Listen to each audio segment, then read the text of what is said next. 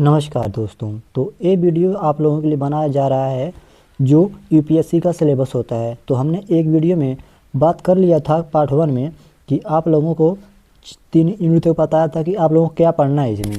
Then अब हम लोग बात करते हैं प्री का जो सिलेबस होता है, इसमें 7 यूनिट आप लोगों को देखने को मिलता है, 7-9 यूनिट। तो इसमें 4 यूनिट के बारे में हम लोग बात करेंगे कि इसमें किस टॉपिक से, किस सब्जेक्ट से किस टॉपिक को पढ़ना होता है।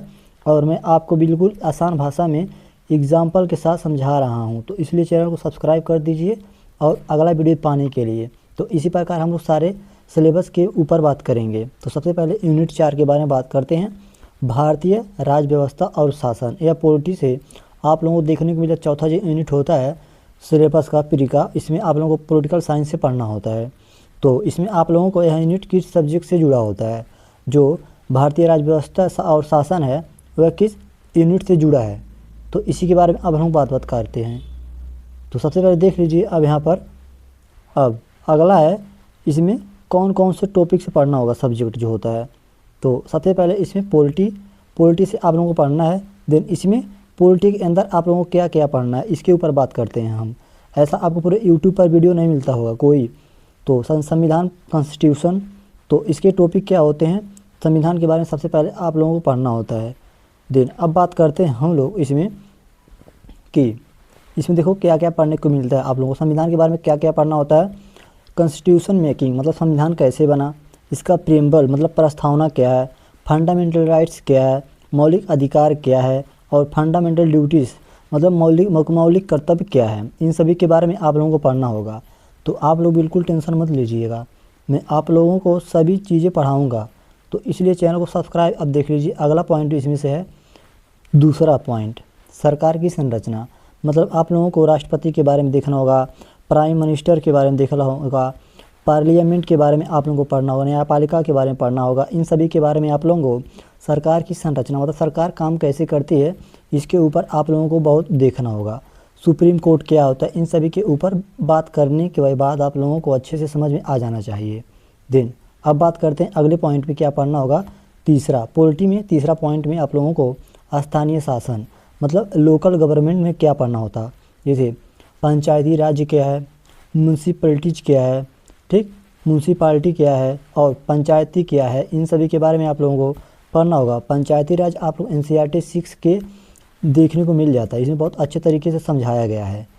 देन अब आगे बात करते हैं सरकारी योजनाएं के बारे में। देखिए इसमें चौथा, इसमें जो यूनिट 3 है, यूनिट 4 है, इसमें चौथा पॉइंट है सरकारी योजना। एजुकेशन हेल्थ के लिए सरकार योजना कैसे बनाती है और कौन कौन सी योजना आती है, इसमें आप लोग करंट अफेयर से भी अपडेट रहना पड़ता है। देन अब आगे बात करते हैं कि इधर से यूनिट 5 में क्या पढ़ना होगा, आर्थिक और सामाजिक विकास मतलब इकोनॉमिक्स और समाज सोशोलॉजी मतलब के बारे में पढ़ना होगा। जैसे यहाँ पर इस यूनिट से किस सब्जेक्ट से जुड़ा है, तो यह यूनिट है आप लोगों का इकोनॉमिक्स मतलब अर्थशास्त्र से यह यूनिट आप लोगों का जुड़ा है। देन अब इसमें हम बात करते हैं इसमें क्या क्या पढ़ना होता है, मतलब इसमें क्या पढ़ना होता है। तो सबसे पहले इसमें क्या पढ़ना होता है, भारतीय राज व्यवस्था के बारे में पढ़ना होता है। इसका टॉपिक होता है DGP क्या होता है, GDP क्या होता है, इन्फ्लेशन क्या होता है, फिजिकल पॉलिसी क्या होता है और मॉनेटरी पॉलिसी क्या होता है। और दूसरा यूनिट आपको देखने मिलेगा, इसमें से दूसरा पॉइंट है गरीबी और बेरोजगारी के बारे में पढ़ना होगा। प्राइवेटी क्या होता है, इससे कैसे बच सकते हैं, इन सभी के बारे में आप लोगों को पढ़ना होगा। देन अब बात करते हैं समावेशी विकास। अगला पॉइंट समावेशी विकास। देखिए इसमें सबसे पहले सरकारी योजनाएं के बारे में पढ़ना होगा, जैसे मनरेगा हो गया, ठीक, और PM जन धन योजना हो गया, इन सभी के बारे में आप लोगों को पढ़ना होगा। देन अब बात करते हैं यूनिट 6 में क्या पढ़ना होता है। तो इसमें पर्यावरण पारिस्थितिकी जैव विविधता और जलवायु परिवर्तन के बारे में पढ़ना होगा। यह टॉपिक होता है इन्वायरमेंटल से, इन्वायरमेंट जो होता है ना, इसी से इस यूनिट को पढ़ा जाता है, इसी सब्जेक्ट से इसमें क्वेश्चन देखने को मिलता है। देन इसमें बात करते हैं इकोलॉजी।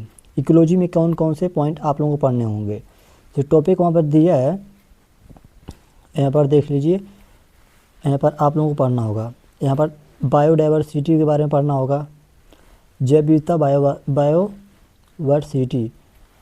एंड अगला पॉइंट आप लोगों को देखने को मिलेगा यहाँ पर जलवायु परिवर्तन के बारे में पढ़ना होगा। ग्लोबल वार्मिंग क्या होती है, ग्रीन हाउस इफ़ेक्ट क्या है, अंतर्राष्ट्रीय समझौते क्या हुए हैं इनको लेकर, ऐसे आप लोगों को इस यूनिट में पढ़ना होगा। तो यूनिट 7 है, इसमें आप लोगों को सामान्य विज्ञान पढ़ना होगा। जनरल साइंस आप लोगों को पढ़ना होगा प्री के एग्ज़ाम में, सिर्फ ओनली आपको प्री के एग्ज़ाम में ही देखने को मिलता है, ठीक ना। तो इसमें आप लोगों को देखने को मिलेगा